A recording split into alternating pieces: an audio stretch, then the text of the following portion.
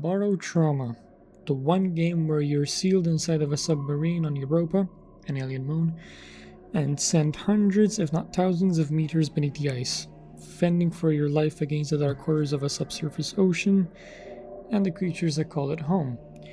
I've been playing this game for years now and I still can't explain it in one sentence. It sits in this weird space between survival horror, an immersive sim, and a co-op chaos simulator. So after years of putting it off, this is the video I always wanted to make about it.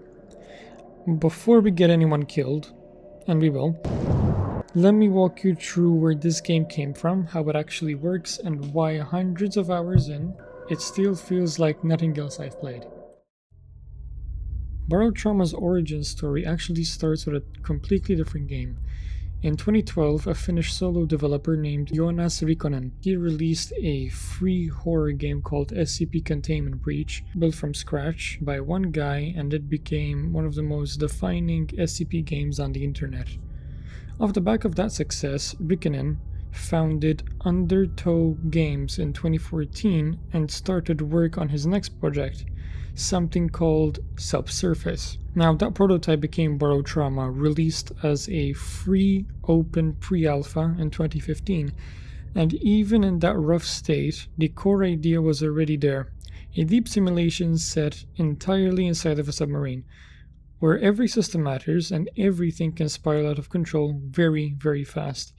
Meanwhile, and this is the part that I love, another Finnish studio had formed in 2014. The way all great studios form, 5 friends entered a startup accelerator with a game concept, won first prize, and figured they should probably make games for a living. That studio was FakeFish. By late 2017, the timing lined up perfectly. Undertow was one guy who needed more hands. FakeFish was a team looking for a project, so they joined forces.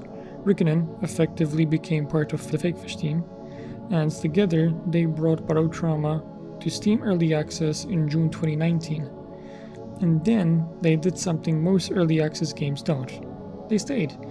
Nearly 4 years of public development before the full 1.0 release in March 2023, and they're still going. A major expansion called Home and Harbor is actually coming this autumn in 2026, adding outpost ownership and a whole new faction called the Descendants.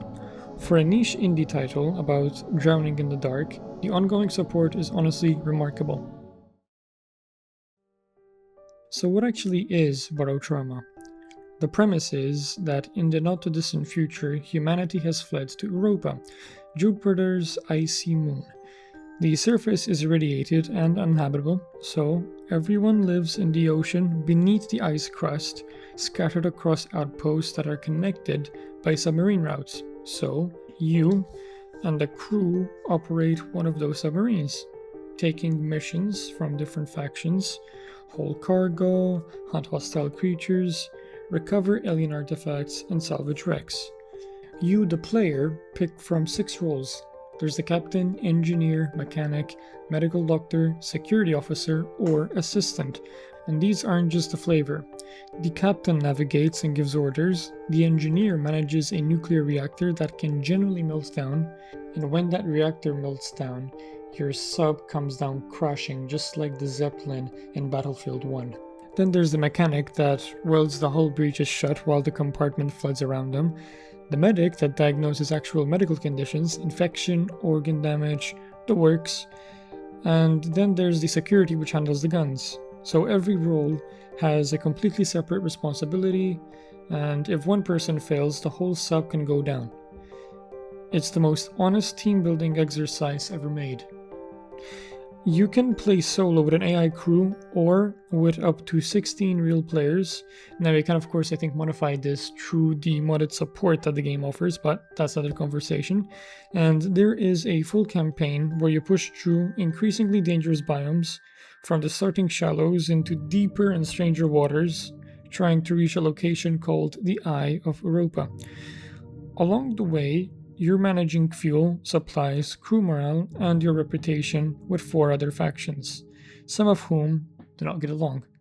And there's also a Traitor mode, where one player is secretly working against the crew, which takes an already tense experience and turns it properly paranoid. What's harder to communicate, and what I think keeps this game under the radar, is how it feels to play. The closest comparison I can make is FTL, which also meets RimWorld, which also meets Space Station 13, compressed into a submarine at the bottom of a dark alien ocean, and that's just not me. Those are literally the games the developers cite as inspirations. The sonar is your only window to the outside world. That steady ping noise as contact drifts closer is genuinely unnerving. You spend long stretches in near silence just watching the screen, then something hits the hull, and suddenly it's 30 seconds of absolute chaos followed by 10 minutes of putting everything back together. The submarine is the entire world, for you at least. When the hull cracks, water rushes in, and if you're caught in a flooded compartment at a depth without a suit, the pressure differential crushes you. That's the Barotrauma the game is named after. It's clinical, it's sudden, and it does not care who you are. But the real magic is that the best moments are unscripted. They emerge from systems colliding, the reactors overheating, the medic has mixed up 2 treatments, and a mud raptor is chewing to the port side.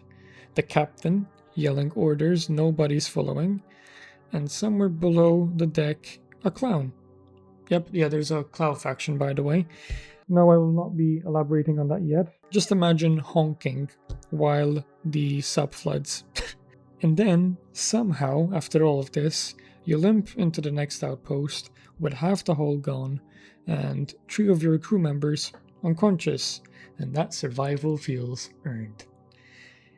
It's not a power fantasy, it's a fragile, methodological, and quietly terrifying. And I mean that as the highest but possible compliment that I can give this game. Barotrauma has been in development in the open almost from the start. Back in 2017, before the game even hit Steam, the developers publicly released the source code under a limited license, specifically so the community could build mods for the game, which can be completely unheard of for some developers or studios that are, well, of the AAA sense. And I'm not looking at Skyrim. That's, I guess, the only developer that's coming to mind that actually pushes mods first, and then we support the game. But anyways, I need to stop throwing shade in every one of my videos to Bethesda. Anywho, Steam Workshop now hosts over 50,000 fan-made creations, and counting, custom submarines, new creatures, and total overhauls to the game. And I think that Barotrauma has now passed over 2 million players and sits at nearly 30,000 positive reviews, which is not bad for a 2D drowning simulator from Finland. Now, that open development DNA is why it's still going strong 7 years after early access. Why the Home and Harbor expansion that's coming this autumn feels less like a cash grab and more like the next chapter of a game that never stopped being built. And just like that, that is what Barotrauma is, a solo Finnish horror project that turned into one of the most quietly ambitious co-op survival games out there, built almost entirely in public and still expanding 7 years later. Now, I barely scratched the surface here. There's still the Traitor mode, which I haven't discovered, the modding scene, which I haven't really jumped too much into, and really seeing what the Honk Mother clown faction is all about as well. But I won't get into that today. For the next video, I'm taking 3 of my friends into the multiplayer campaign, and we're just playing it casually, so there's no plan, no script on whatever happens. So if you guys want to see how that goes, make sure you're subscribed so you don't miss on it. And if you learned something new here, please drop a like, and I'll see you down there. And as always, bye bye, and stay tropical.